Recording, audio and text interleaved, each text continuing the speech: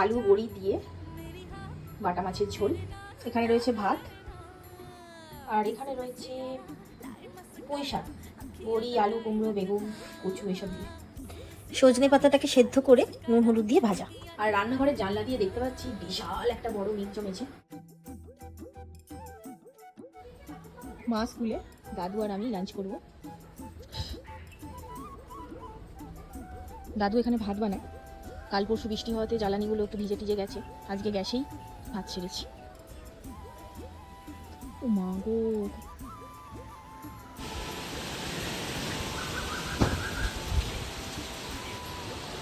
ইতিমধ্যেই ঝড় চালু হয়ে গেছে। বিশাল জোরে বৃষ্টি আসতে চলেছে।